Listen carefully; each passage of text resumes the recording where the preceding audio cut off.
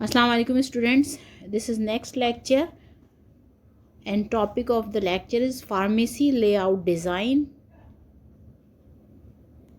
Layout design. What is layout design? An arrangement or a plan, especially schematic arrangement of area is called layout design. यानी simply किसी भी चीज़ के लिए जो हम एक प्लान करते हैं या डायग्रामेटिक रिप्रेजेंटेशन हम बना रहे होते हैं उसे हम कहते हैं लेआउट डिज़ाइन, जिसमें तमाम एरिया को स्पेसिफाई किया गया होता है उस प्लान में. Importance, it plays important role और significant role in the development of the customer's perception, which has a positive impact on its sale potential. Layout design जो होता है बेटा इम्पॉर्टेंट होता है कस्टमर के पॉइंट ऑफ व्यू से, चाहे हम रिटेल फार्मेसी की हम बात करें या हॉस्पिटल फार्मेसी की. हमें ऐसा सेटअप बनाना चाहिए कि जो सेल हो वो इंक्रीज़ हो जाए. Objective of layout design to attract a large number of customer, to increase the sale and decrease the selling expenses, to have space for reserve for stock, office and resting place for the employees, proper entrance for goods, to minimize the movement of customers within the premises of the drug store. Objective of layout design में बेटा सबसे पहले कि layout designing इस तरह की होनी चाहिए कि वो अट्रैक्ट करे मैक्सिमम कस्टमर्स को ज़्यादा से ज़्यादा, to increase the sale and decrease the selling expenses. उसका लेआउट डिज़ाइन इस तरह होना चाहिए कि उसकी सेल इंक्रीज़ हो जाए. जब सेल मैक्सिमम हो जाएगी तो सेलिंग एक्सपेंसेस जो हो जाते हैं वो कम हो जाते हैं. To have space for the reserve stock, office and resting place for the employees. Proper space होना चाहिए. जितनी भी मेडिसिन या इसके अलावा जो चीज़ें वहाँ पर अलाइड आइटम्स हैं उसको स्टॉक के लिए, उसकी स्टोरिंग के लिए, इसके अलावा एम्प्लॉयज़ के लिए प्रॉपर स्पेस मौजूद होना चाहिए. प्रॉपर एंट्रेंस फॉर गुड्स, जितने भी जो मेडिसिन या अलाइड आइटम्स वहाँ पर स्टोर कर रहे हैं उसकी एंट्रेंस के लिए भी प्रॉपर स्पेस, प्रॉपर डोर होने चाहिए. To minimize the movement of customer within the premises of the drug store. अगर आप रिटेल फार्मेसी की हम बात करें तो उसका सेटअप या लेआउट इस तरह होना चाहिए कि कस्टमर की मूवमेंट जो वो कम से कम हो. Requirements for setting a pharmacy. क्या क्या लीगल रिक्वायरमेंट होती है हमारे पास बेटा अगर रिटेल फार्मेसी या हॉस्पिटल फार्मेसी हम सेटअप लगाना चाहते हैं, बनाना चाहते हैं अपना.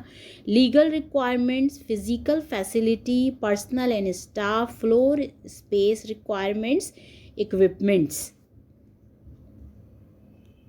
लीगल रिक्वायरमेंट्स में for 2 types of licenses are issued. 2 तरह के लाइसेंसेज की ज़रूरत होती है, general licenses and restricted licences.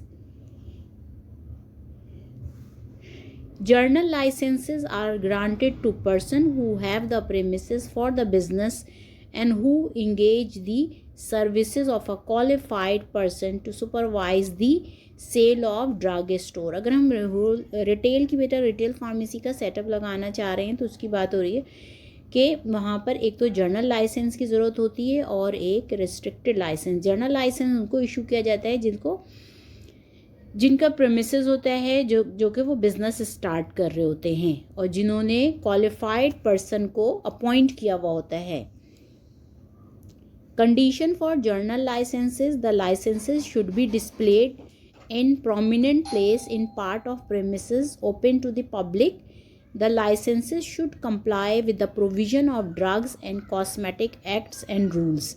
Condition में फर्स्ट तो ये है कि लाइसेंस ऐसी जगह बेटा डिस्प्ले करना चाहिए रिटेल फार्मेसी में कि वहाँ वो प्रेमिसेस ओपन हो पब्लिक के लिए. The licences should comply with the provisions of drugs and cosmetic acts and rule. जो लाइसेंस हो वो अकॉर्डिंग जो भी ड्रग वहाँ पर सेल हो रही है वो drugs and cosmetic acts and rule के अकॉर्डिंग हो.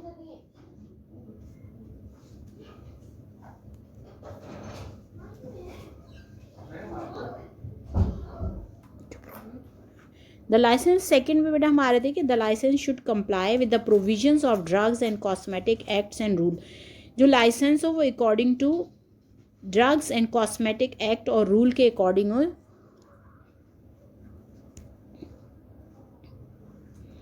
Any change in the qualified staff should be reported to the licensing authority within 1 month. अगर जो आपके स्टाफ में से क्वालिफाइड पर्सन है वो रिज़ाइन दे के चला गया है तो उसको फ़ौरन रिपोर्ट करना होगा within 1 month licensing authority को. Precautions prescribed by licensing authority for the storage of drugs should be observed. Licensing authority के अकॉर्डिंग ड्रग की स्टोरेज होनी चाहिए और उसके अकॉर्डिंग प्रिकॉशंस लें. नेक्स्ट जो है, for the sale of additional categories of drugs must take prior permission of the licensing authority. अगर एडिशनल ड्रग्स ऐड करनी है तो उसके लिए भी इन्फॉर्म करना होगा लाइसेंसिंग अथॉरिटी को और उनसे परमिशन लेनी होती है. आगे चलते हैं. Restricted licences. Conditions for restricted licences. The licence must have adequate premises equipped with facilities for the proper storage of drugs to which the license is applied. जिस ड्रग्स के लिए लाइसेंस अप्लाई किया गया है तो लाइसेंसी के पास यानी वो पर्सन जिसके नाम पर लाइसेंस है उसके पास वो तमाम एरिया मौजूद होना चाहिए और तमाम फैसिलिटीज़ मौजूद होनी चाहिए कि ड्रग की स्टोरेज प्रॉपर हो. The licensee should be complying with the provisions of the Drugs and Cosmetic Acts and rules. जिस पर्सन के नाम पर लाइसेंस है वो तमाम कंडीशंस को कंप्लाई करे अकॉर्डिंग टू कॉस्मेटिक और ड्रग रूल के. Drugs only purchased from a duly licence dealer और मैन्युफैक्चरर्स. ड्रग्स जो परचेज की जा रही हैं हॉस्पिटल फार्मेसी के लिए या रिटेल फार्मेसी के लिए वो लाइसेंस डीलर हो या मैन्युफैक्चरर हो जो भी लाइसेंस्ड हो.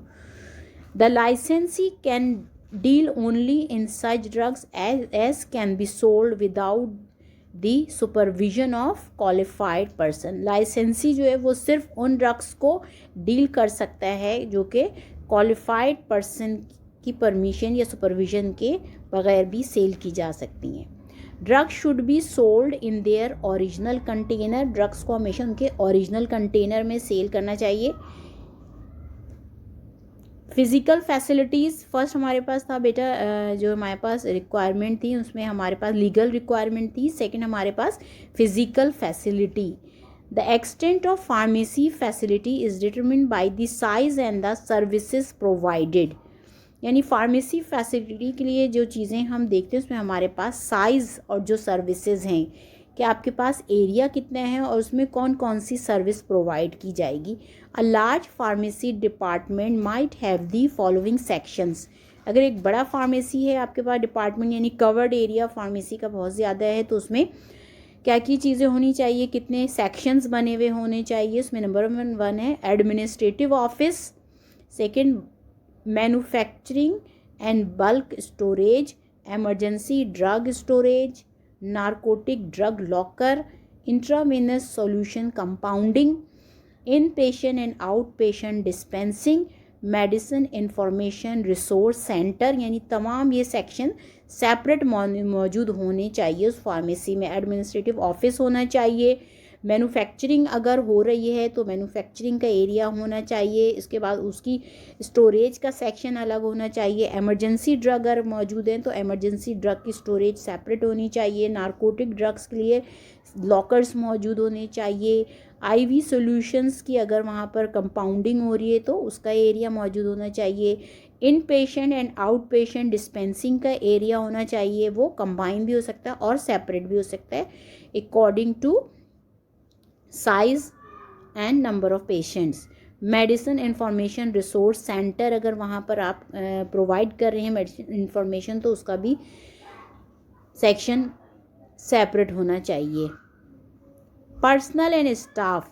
Success of a hospital pharmacy depends upon proper selection, training and maintenance of employees.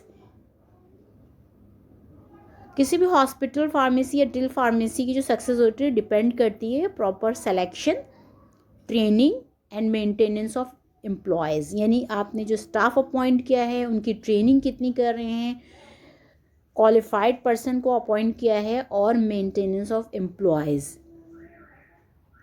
For the proper selection of staff, the manager should develop a job description and a job specification for each position in pharmacy.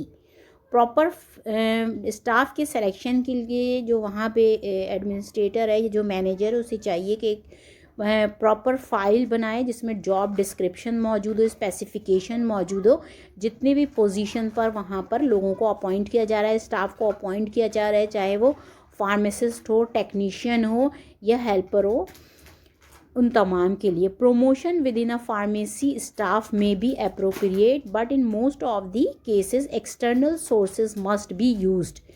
Promotion अगर वहाँ पर hospital pharmacy की अगर हम बात करें, अगर वहाँ पर हमें फार्मासिस्ट की या टेक्नीशियन की प्रमोशन करनी चाहिए तो वो भी अप्रोप्रिएट प्रमोशंस होनी चाहिए. इसके अलावा हम एक्सटर्नल सोर्स भी यूज़ कर सकते हैं कि एडवर्टाइज़ दे दें और बाहर से लोगों को अपॉइंट कर सकते हैं. नेक्स्ट जो है, record of qualified peoples who applied for job should be maintain. इसके अलावा अपॉइंटमेंट के अलावा अगर आपके पास एक्स्ट्रा जो है सीवीज़ आ गए हैं तो उसके लिए भी एक प्रॉपर फाइल मेंटेन कर लेनी चाहिए कि अर्जेंटली अगर किसी को स्टाफ की ज़रूरत हो तो वहाँ से अपॉइंट कर सकते हैं, उस सीवी को देखकर कॉल कर सकते हैं. All the employment policies and procedures must be consistent with applicable federal state laws governing equal employment opportunity.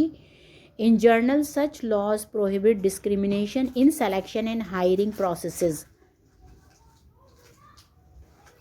जितनी भी एम्प्लॉयमेंट की पॉलिसीज़ एंड प्रोसीजर हैं वो according to federal state laws के अकॉर्डिंग होनी चाहिए और उन लॉज के अकॉर्डिंग जो है वो जितनी भी अपॉइंटमेंट हो उनके हायरिंग और सिलेक्शन इन लॉज के अकॉर्डिंग होनी चाहिए जो फेडरल स्टेट लॉज गवर्न करते हैं. After proper selection needs to be followed by adequate orientation and training of the employees which results in increase productivity and reduce employ turnover. After proper selection के बाद जितने भी staff का जब appointment हो गया है तो उनकी जो है वो प्रॉपर उनकी ओरिएंटेशन और ट्रेनिंग होनी चाहिए टाइम टू टाइम. तो इस तरह जो है वो प्रोडक्टिविटी जो होती है वो इंक्रीज़ होती है और एम्प्लॉय टर्नओवर जो होता है वो कम हो जाता है.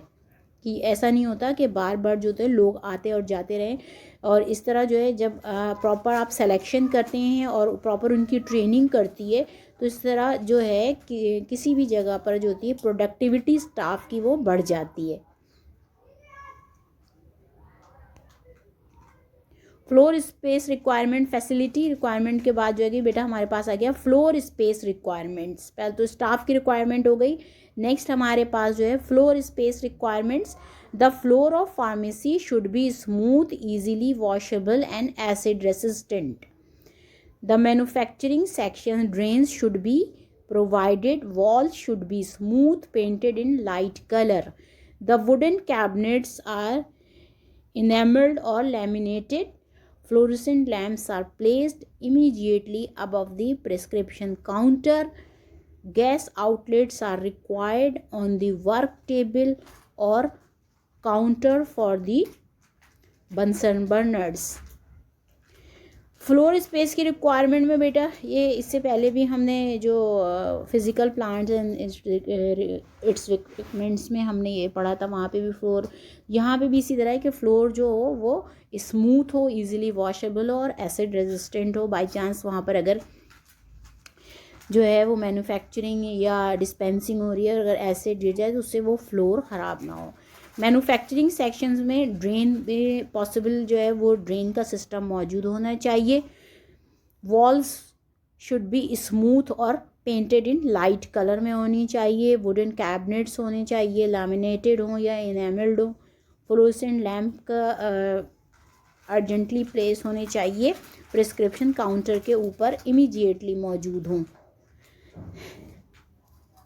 ताकि इजीली वो इवेलुएट कर सकें प्रिस्क्रिप्शन को. गैस आउटलेट होनी चाहिए, मौजूद होने चाहिए on the work table. Equipments में अब हम देखेंगे बेटा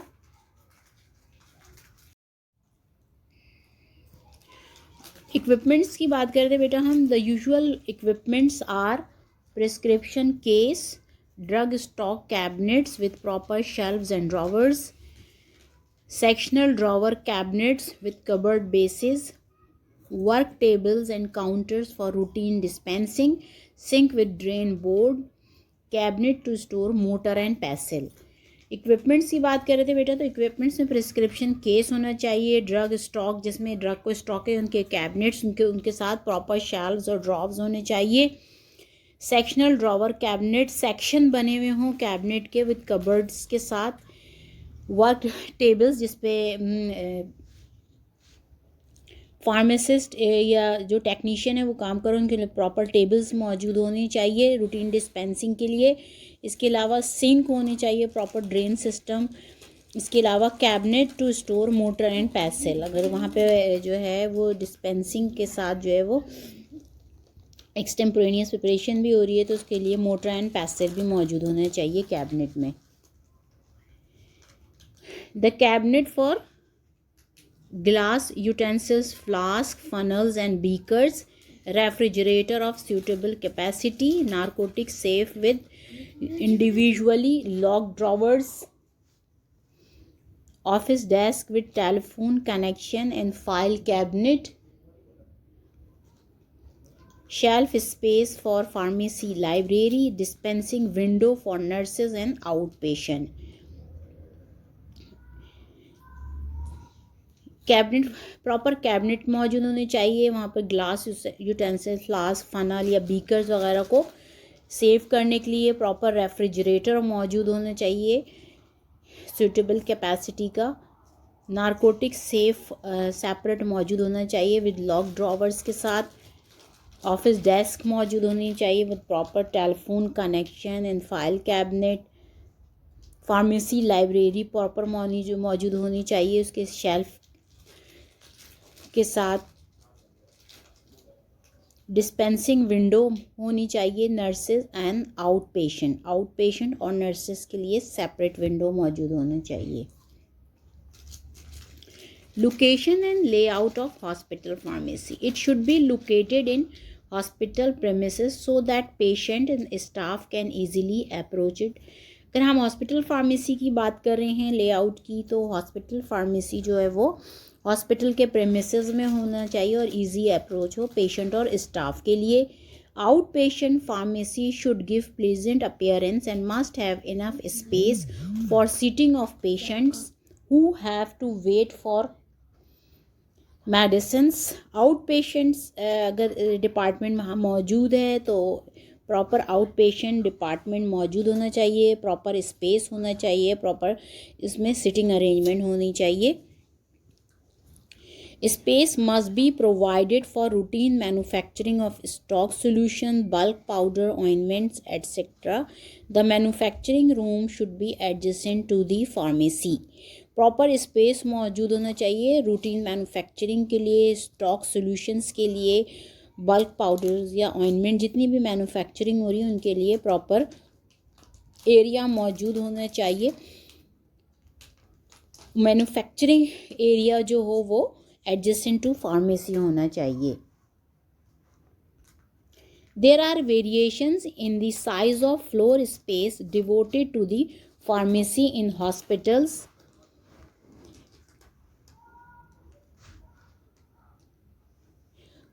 फार्मेसी के लिए जो एरिया मौजूद होता है वो हॉस्पिटल में हॉस्पिटल टू हॉस्पिटल वेरी करता है, डिपेंड करता है कि हॉस्पिटल का साइज़ क्या है, उसके अकॉर्डिंग हॉस्पिटल फार्मेसी का एरिया भी होता है।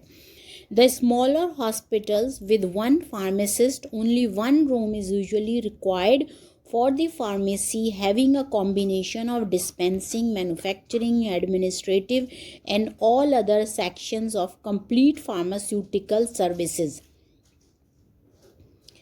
स्मॉलर हॉस्पिटल्स की अगर हम बात करें कि बहुत छोटा हॉस्पिटल है और वहाँ पर बहुत ज़्यादा मैन्युफैक्चरिंग या नहीं हो रही है या आउट पेशेंट इन पेशेंट का फ़्लो बहुत कम है, तो वहाँ पर स्मॉल रूम, एक सिंपल स्मॉल रूम भी इनफ होता है जहाँ पर कॉम्बिनेशन में डिस्पेंसिंग भी हो रही होती है, मैन्युफैक्चरिंग एडमिनिस्ट्रेटिव लोग भी होते हैं और other section of complete pharmaceutical services वहाँ से प्रोवाइड की जा रही होती हैं।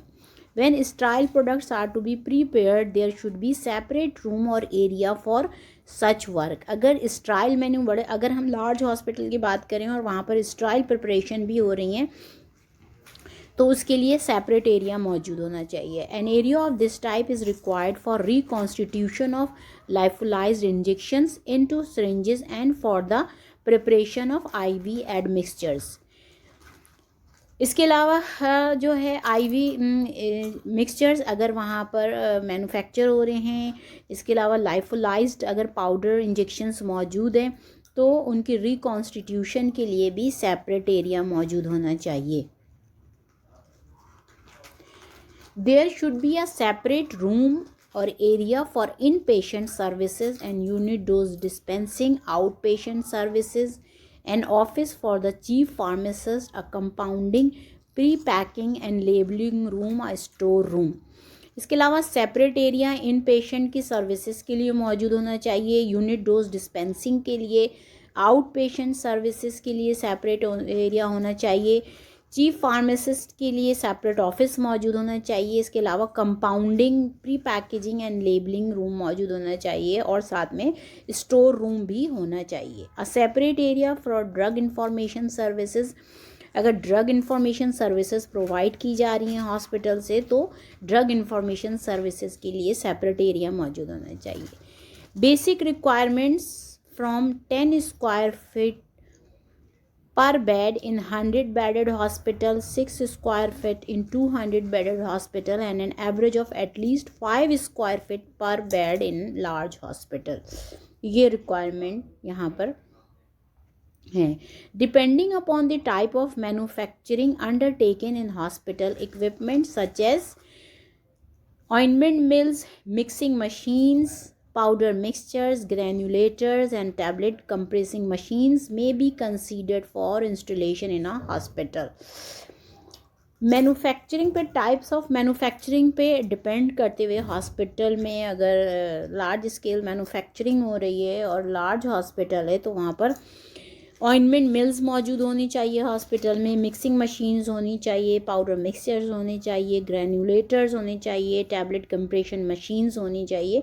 ये तमाम चीज़ें इंस्टॉल होनी चाहिए हॉस्पिटल में, हॉस्पिटल फार्मेसी के लिए सर्विसेज प्रोवाइड करने के लिए. The number of pharmacist required for a hospital is calculated on the basis of workload like the number of prescription received and dispense, number of beds available. Number of pharmacist जो hospital में appoint किए गए हैं जिनकी requirement होती है वो depend करती है कि वर्कलोड कितने हैं हॉस्पिटल में, कितने number of prescription per day receive हो रहे हैं, कितने डिस्पेंस हो रहे हैं और नंबर ऑफ बेड कितने हैं. For a very small hospital minimum of 3 pharmacist are required. As the number of beds increase the number of pharmacist also increases. अगर बहुत स्मॉल हॉस्पिटल है तो मिनिमम 3 फार्मासिस्ट रिक्वायर्ड होते हैं. And as the number of beds increases, जैसे जैसे number of beds बढ़ते जाएंगे the number of pharmacist also increases, यानी रिक्वायरमेंट ऑफ फार्मासिस्ट भी इंक्रीज हो जाएगी. The pharmacist should possess adequate pharmacy qualification and experience. The overall charge of inpatient department should remain with the chief pharmacist. Pharmacist जो appoint किए जाते हैं वो pharmacy qualification होनी चाहिए, एक्सपीरियंस होने चाहिए और इसके अलावा जो है इन पेशेंट डिपार्टमेंट का जो ओवरऑल लोड होता है वो चीफ फार्मासिस्ट को देना चाहिए या उनकी रिस्पॉन्सिबिलिटी होती है. If the pharmacy is also involve in the manufacturing of drugs N adequate number of pharmacy technician, assistant etcetera may be required. अगर फार्मेसी डिपार्टमेंट जो है वो मैन्युफैक्चरिंग ऑफ ड्रग में भी इन्वॉल्व है तो वहाँ पर suitable number of pharmacist, pharmacy technician, pharmacy assistant should be appointed. ये लेआउट है बेटा इस तरह का, ये नेट पे भी आप सर्च कर सकते हैं, डिफरेंट तरह के वहाँ पे लेआउट डिज़ाइन होंगे. यहाँ सब मैंने ये एक लेआउट डिज़ाइन आप लोगों के लिए यहाँ से निकाला है और इसे इसमें सिंपल देखें एसेप्टिक सेक्शन दिखा रहे हैं, मैन्युफैक्चरिंग सेक्शन है, रॉ मटेरियल का स्टोर है, फिनिश प्रोडक्ट्स के लिए अलग है, पैसेज अलग है, डिस्पेंसिंग एरिया दिखा रहे हैं, ओपन स्पेस है, एडमिनिस्ट्रेटिव सेक्शन है. तो इस तरह के लेआउट आपको नेट पे भी और मिल जाएंगे. यहाँ पे बेटा हमारा जो है वो आज का लेक्चर जो है वो वाइंड अप हो जाता है। आज के लेक्चर में जो चीज़ें हमने पढ़ी हैं, जो टॉपिक था वो हमारा फार्मेसी लेआउट डिज़ाइन था। इसमें हमने लेआउट पर डिज़ाइन पढ़ा कि लेआउट क्या है। सिंपल अरेंजमेंट या प्लान जो किसी भी चीज़ का हम कर रहे होते हैं उसे हम कहते हैं कि लेआउट डिज़ाइन। इम्पॉर्टेंस उसकी क्या थी ये हमने यहाँ पे डिस्कस किया। लेआउट सबसे जो मेन इम्पॉर्टेंस है, इसका बेनिफिट हो के प्रॉपर लेआउट होगा तो सबसे ज़्यादा उसकी सेल पे इम्पैक्ट पड़ता है, पॉजिटिव इम्पैक्ट आता है, उसकी सेल बढ़ जाती है।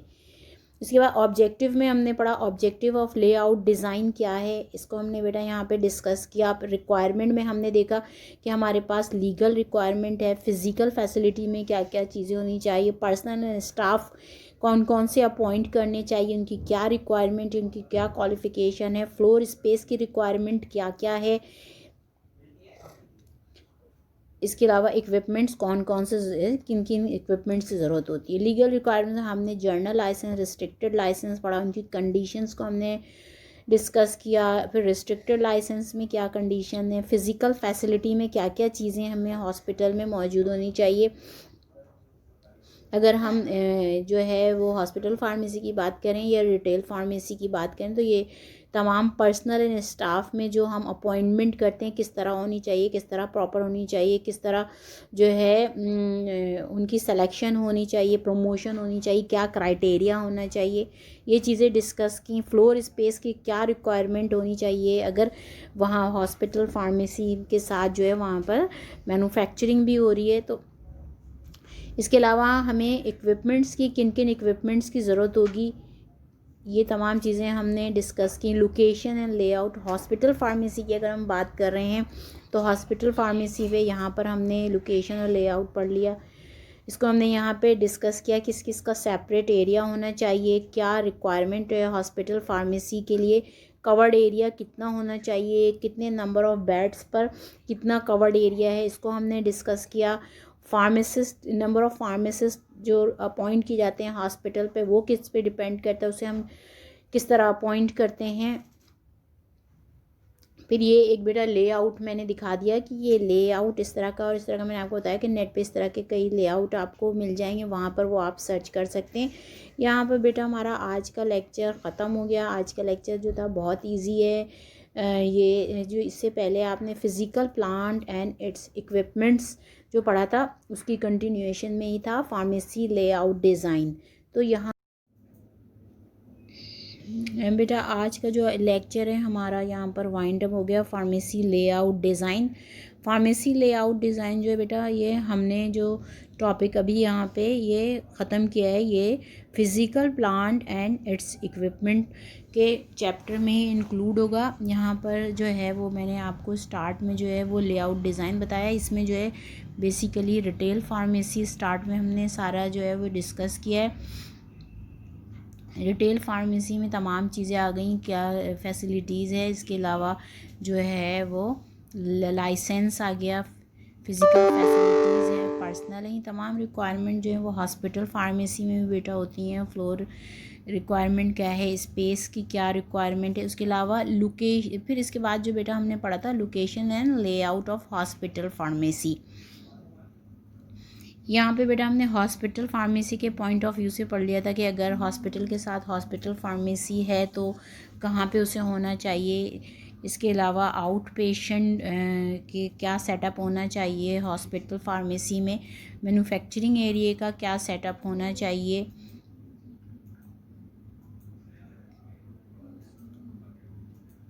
इसके अलावा अगर वहाँ पर मैन्युफैक्चरिंग और डिस्पेंसिंग हो रही है उनके लिए क्या सेटअप, कैसे सेपरेट रूम मौजूद होना चाहिए। अगर स्टेरॉइड प्रोडक्ट्स भी मैन्युफैक्चर हो रही हैं तो उसके लिए सेपरेट एरिया मौजूद होना चाहिए। इसके अलावा अगर लाइफोलाइज्ड पाउडर्स मौजूद हैं रिकॉन्स्टिट्यूशन के लिए, उनके लिए सेपरेट एरिया होना चाहिए। आईवी एड मिक्सचर्स के लिए एरिया होना चाहिए। और इन पेशेंट सर्विसेज के लिए जो है हॉस्पिटल फार्मेसी में सेपरेट एरिया मौजूद होना चाहिए। इसके अलावा जो है वो unit dose dispensing out patient services के लिए सेपरेट एरिया होना चाहिए। ड्रग इंफॉर्मेशन सर्विसेज अगर बेटा वहाँ पे प्रोवाइड की जा रही हैं तो उसके लिए सेपरेट एरिया होना चाहिए। फिर इसके बाद जो है हमने रिक्वायरमेंट पढ़ ली कि क्या साइज़ होना चाहिए। एक साइज़ जो होता है बेसिक रिक्वायरमेंट हमारे पास क्या है कि हॉस्पिटल का क्या साइज़ होना चाहिए, कितने नंबर ऑफ़ बेड्स पर क्या साइज़ होना चाहिए, इसको हमने यहाँ पढ़ा है बेटा। उसके बाद इक्विपमेंट्स में हमारे पास हमने कहा कौन कौन से इक्विपमेंट्स हॉस्पिटल में मौजूद होना चाहिए। डिपेंड कर रहा है कि मैन्युफैक्चरिंग किन किन टाइप्स की मैन्युफैक्चरिंग हो रही है, कितने डोजेज फॉर्म वहाँ पर मैन्युफैक्चर हो रहे हैं, कितनी क्वांटिटी में हो रहे हैं। इसके बाद जो है नंबर ऑफ़ फार्मासिस्ट जो रिक्वायर्ड होते हैं, ये किस पे डिपेंड करता है। ये चीज़ें हमने यहाँ पे बेटा डिटेल में पढ़ ली हैं। ये आज का टॉपिक बेटा हमारा यहाँ पर जो है वो वाइंड अप हो गया है, ख़त्म हो गया है।